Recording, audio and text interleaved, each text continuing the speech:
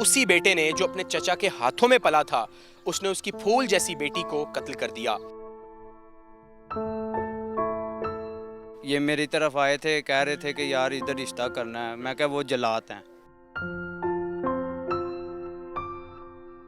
लेकिन आज उसकी तलीम का पता चल गया। अब तो अच्छाई के लफ्ज़ उसके बिल्कुल ख़त्म हो गए। ਉਹਦੀ ਮਾਂ ਨੇ ਕੰਮ ਤੋਂ ਆਇਆ, ਉਹਨੂੰ ਸਹਾਇਆ ਪੜਾਇਆ, ਉਦੋਂ ਵੀ ਉਹਨੇ ਥੱਪੜ ਮਾਰੇ ਨੇ ਉਹਨੂੰ ਬੱਚੀ ਨੂੰ। ਤੇ ਉਹ ਈਦ ਤੇ ਆਈ ਹੈ, ਫਿਰ ਉਹਨੇ ਆਣ ਕੇ ਮੈਨੂੰ ਦੱਸਿਆ ਕਿ ਮਾਮਾ ਇਹਨੇ ਮੈਨੂੰ ਮਾਰਿਆ ਸੀ। लिहाजा मैं इमरान खान साहब अगर भी अपील करना वा, मैनू इंसाफ मिलना चाहिए। नेशनल पॉइंट की वीडियोस को लाइक करें, सब्सक्राइब करें और बेल आइकॉन पर जरूर क्लिक कीजिए ताकि हमारी आने वाली तमाम वीडियोस आप तक पहुंच सके। अस्सलाम वालेकुम, नेशनल पॉइंट से मैं हूं उमर खान। नाजरीन, मैं सोचता हूं कि हमारा जो मुआशरा है वो किस तरफ जा रहा है। तालीम की कमी है, इस्लाम से दूरी है, क्या वजह है कत्लो गारत इतनी बढ़ चुकी है। एक ऐसा वाक़या आज मेरे साथ मौजूद है जो आप सबका दिल दहला देगा। एक चचा ने अपने बड़े भाई के बेटे को अपनी बेटी का हाथ दिया और उसी बेटे ने जो अपने चचा के हाथों में पला था, उसने उसकी फूल जैसी बेटी को कत्ल कर दिया। और कत्ल भी माँ बाप के सामने किया, क्योंकि मेरे पीछे आप देख सकते हैं जो घर हैं वो बिल्कुल साथ जुड़े हुए हैं। ये वो बच्ची का घर था और जो साथ वाला घर है वो लड़के का घर था। ये जो मेरे सामने FIR आप देख सकते हैं, इसमें 302 जो दफ़ा है वो लगा दी जा चुकी है उस लड़के पे। और हम उम्मीद करते हैं इस ख़ानदान को इंसाफ मिलेगा। और जो लड़की के वालिदैन हैं, हम उनसे भी बात करेंगे और आपको बताएंगे कि असल वाक़या हुआ क्या था। अहले मोहल्ला आप देख सकते हैं कि ये ख़ानदान कैसा था, बच्ची के वालिदैन कितने अच्छे थे मोहल्लादारों के साथ, कि पूरा मोहल्ले की जो औरतें हैं और जो मर्द हैं उनके हक़ में बाहर आ चुके हैं। जो बच्ची की लाश है वो पंखे के साथ लटकी हुई थी और सारा ड्रामा रचाया गया, लड़के की माँ ने रचाया और लड़के ने ख़ुद रचाया। तो आइए, मोहल्लेदार हैं हमारे साथ कुछ मौजूद, उनसे बात करते हैं और जो उस बच्ची के कुछ रिश्तेदार हैं उनसे बात करते हैं। यार आप बताइएगा, आप ये सारा मामला देख रहे थे, क्या हकीकत है, असल में हुआ क्या, या बताइए हमारे नाज़रीन को। जी, सबसे पहले तो मैं ये कहूँगा कि ये लोग हैं अच्छे नहीं थे। कम से कम 15 साल से ना मैं इनके साथ बोलचाल नहीं था रखता। आप कौन से का ताल्लुक था? मेरे चचा का बेटा ये। अच्छा, मतलब आप भी रिश्तेदार हैं? रिश्तेदार हूँ मैं भी, चचा का बेटा है मेरा। तो ये मेरी तरफ आए थे, कह रहे थे कि यार इधर रिश्ता करना है। मैं क्या, वो जलात हैं। अच्छा, ठीक है, उधर ना करो। उसकी माँ सांपनी है, वो डस लेगी। तो ये कह रहे थे नहीं, वो उम्रा करके आई है और मतलब के दिल से साफ़ हो गई है, वो अब वो नहीं रही। तो मैंने कहा देख ली, उसकी शादी पहले भी हुई थी। 2 माह के अंदर अंदर उस लड़की के साथ भी इन्होंने जुल्म करना शुरू कर दिया था। उसके मतलब गले में से निशान, मतलब के मारने की कोशिश उसको भी की है, मगर वो रात के 2 बजे चली गई अपने घर। इसने तलाक़ें तीनों ही मुंह से निकाल के एक बार ही दे दी हैं, तीनों ही। तो अगले दिन वो आए हैं, सामान उठा के चले गए हैं। तो एक हफ्ता गुजरा तो ये इनके घर आ गए हैं, अपना दुपट्टा उतार के उसकी लड़की के बाप, मेरी बहन के बाप के मतलब के पाँव में रख दिया है कि मुझे रिश्ता दे दो अपनी बेटी का। ये बताइएगा कि जो बच्ची का इंतकाल हुआ है, आपने उसकी लाश खुद देखी थी? हाँ जी, खुद देखी थी। क्या जुल्म किया हुआ था उस पर? उस पर जुल्म बहुत ज़्यादा हुआ था। महल्लेदार बताते हैं जिन्होंने गुस्ल दिया है, उसके इधर निशान, इधर निशान, इधर निशान, इधर निशान।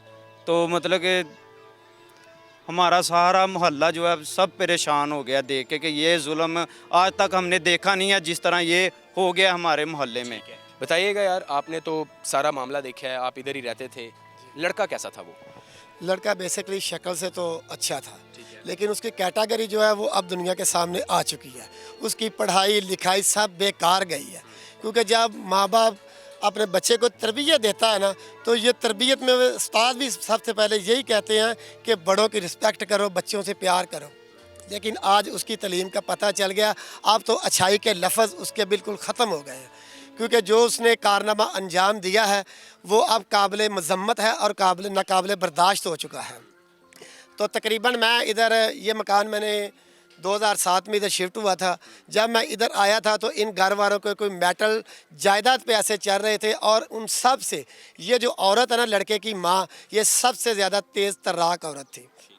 सबसे पहले उन्होंने लड़की वालों के घर के, ये थोड़ा सा लेंटर का मसला था कि ये हमारी 1 फुट जगह ज़्यादा आती है, वो हमें दिलवाई जाए। वो मैंने मामला उसका रफा दफा किया।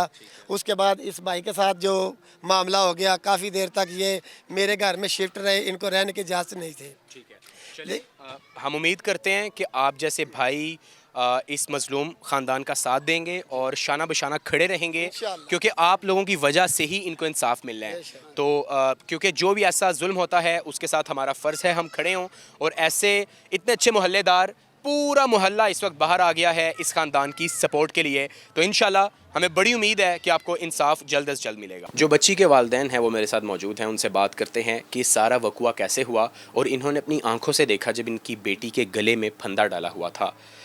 माँ जी, पहले तो मैं आपको बताऊं कि हम इस दुख की घड़ी में आपके साथ हैं। आप ये बताइए कि आपने बेटी की शादी कब की थी और क्या माजरा था जो इतना इंतहाई कदम उठाने पे आपका दामाद मजबूर हो गया, या उसने क्यों उठाया इतना इंतहाई कदम? सर ये नहीं सानू पता उन्होंने क्यों इन्ना इंतहाई कदम उठाया है, लेकिन पहले से ही रहा है। उस तो बाद जिस तरह ਉਹਦੀ ਮਾਂ ਨੇ ਉਹਨੂੰ ਸਹਾਇਆ ਪੜਾਇਆ, ਉਹਨੇ ਬੜੇ ਘਰ ਦੇ ਹਾਲਾਤ ਆਪਣੇ ਮੀਆਂ ਬੀਵੀ ਦੇ ਖਰਾਬ ਕੀਤੇ ਸੀ। ਹਾਲ ਤੱਕ ਕਿ ਮੈਂ ਤਕਰੀਬਨ ਈਦ ਤੋਂ ਬਾਅਦ ਉਹਨੂੰ ਸਮਝਾਇਆ 1-2 ਮਰਤਬਾ ਕਿ ਤੂੰ ਜਿਹੜਾ ਤੇਰਾ ਰਵੱਈਆ ਹੈ ਨਾ ਉਹ ਅੱਛਾ ਨਹੀਂ ਹੈਗਾ ਬੀਵੀ ਦੇ ਨਾਲ। ਉਹ ਵੇਖ ਕਿਸ ਤਰ੍ਹਾਂ ਸੁੱਕ ਕੇ ਬਿਲਕੁਲ ਕਾਂਟਾ ਹੋ ਗਈ ਹੈ, ਤੇ ਥੋੜਾ ਜਿਹਾ ਨਾ ਇਹਦੇ ਵੱਲ ਤਵੱਜੋ ਕਰਿਆ ਕਰ। ਠੀਕ ਹੈ, ਤੇਰੀਆਂ ਮਾਂ ਹੈ, ਤੇਰੀਆਂ ਭੈਣਾਂ ਨੇ, ਤੇਰੀ ਜ਼ਿੰਮੇਵਾਰੀ ਹੈ ਉਹ, ਲੇਕਿਨ ਇਹ ਜਿਹੜੀ ਬੀਵੀ ਹੈ ਇਹ ਵੀ ਤੇਰੀ ਜ਼ਿੰਮੇਵਾਰੀ ਹੈ, ਤੇ ਤੂੰ ਇਹਦੇ ਨਾਲ ਜਿਹੜਾ ਆਪਣਾ ਰਵੱਈਆ ਨਾ ਅੱਛਾ ਕਰ ਲੈ। ਉਸ ਵਕਤ ਉਹਨੇ ਮੈਨੂੰ ਜਵਾਬ ਦਿੱਤਾ ਕਿ ਮੈਨੂੰ ਇਹ ਅੱਛੀ ਨਹੀਂ ਲੱਗਦੀ, ਹੁਣ ਮੇਰਾ ਇਹਦੇ ਤੋਂ ਦਿਲ ਭਰ ਗਿਆ।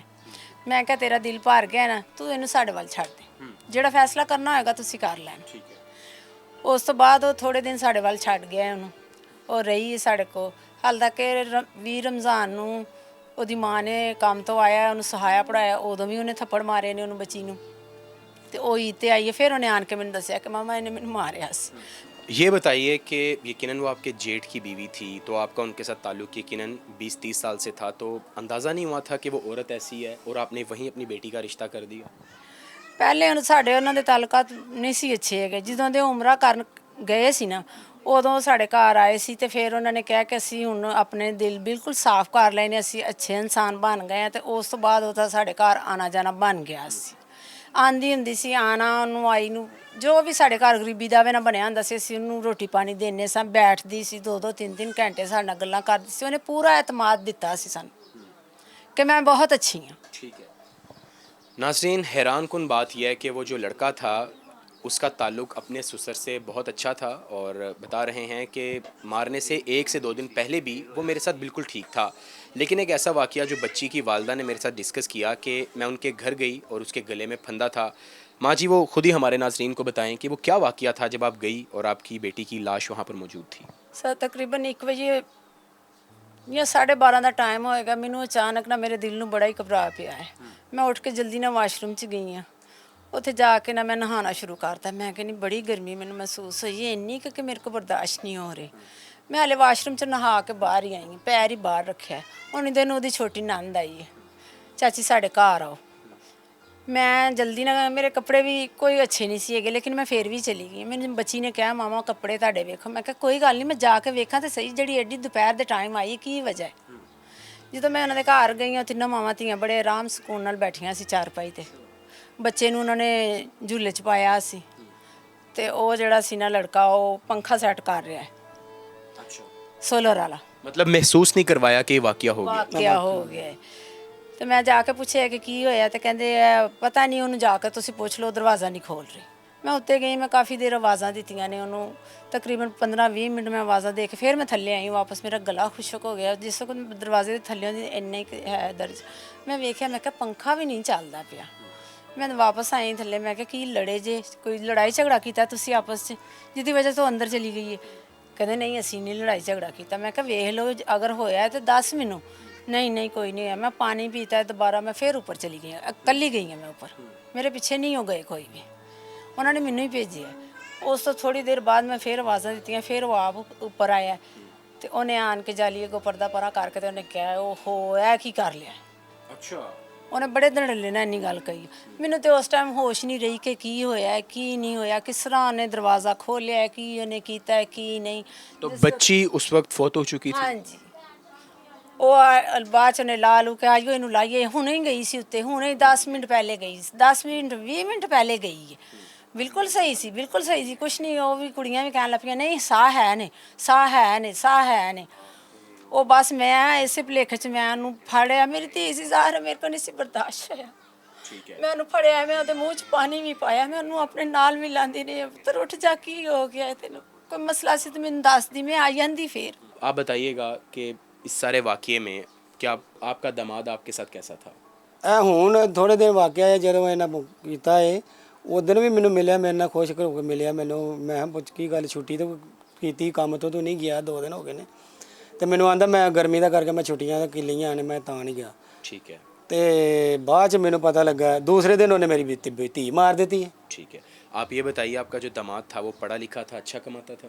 ਇਹ ਸਾਨੂੰ ਨਹੀਂ ਪਤਾ ਪੜਿਆ ਸੁਣਿਆ ਹੈ, ਮੈਨੂੰ ਇਹ ਵੀ ਨਹੀਂ ਪਤਾ ਕਿੰਨੀਆਂ ਪੜਿਆ ਹੈ, ਕਮਾਈ ਕਿੰਨੀ ਕਰਦਾ ਕਦੀ ਸਾਨੂੰ ਉਹਦੀ ਕਮਾਈ ਨਾਲ ਕੀ ਤਲਕ ਹੈ ਘਰ ਉਹਨੇ ਆਪਣਾ ਚਲਾਉਣਾ ਸਾਨੂੰ ਤੇ ਸਾਡੀ ਧੀ ਖੁਸ਼ ਰਹਿਣੀ ਚਾਹੀਦੀ ਸਾਨੂੰ ਤੇ ਤਾਂ ਉਹਦੇ ਨਾਲ ਗਰਜ ਸੀ ਨਾ ठीक है ਸਾਨੂੰ ਤਾਂ ਜੋ ਮਰਜ਼ੀ ਆਪਣੇ ਘਰ ਕੋ ਕਰੇ ਪਿਆ ਤੇ ਸਾਨੂੰ ਤਾਂ ਅਸੀਂ ਘਰ ਉਹਦੇ ਚ ਅਮਲ ਦਖਲ ਨਹੀਂ ਦਿੱਤਾ ठीक है ਕਮਾਈ ਥੋੜੀ ਕਰਦਾ ਸੀ ਬਹੁਤੀ ਕਰਦਾ ਸੀ ਮਾਂ ਨੂੰ ਦਿੰਦਾ ਸੀ ਆਪਣੇ ਕੋਲ ਰੱਖਦਾ ਸੀ ਸਾਨੂੰ ਉਹਦੇ ਨਾਲ ਕੀ ਤਲਕ ਸੀ ठीक है ਅਸੀਂ ਤੇ ਸਾਡੀ ਧੀ ਨੂੰ ਕਿਉਂ ਨੇ ਮਾਰਿਆ ਮੈਨੂੰ ਤੇ ਇਹ ਦੀ ਚੀਜ਼ ਦਾ ਦੁੱਖ ਹੈ। अच्छा आप ये बताइएगा ईद के बारे में कुछ कह रही थी कि ईद पे क्या हुआ था वाक़या?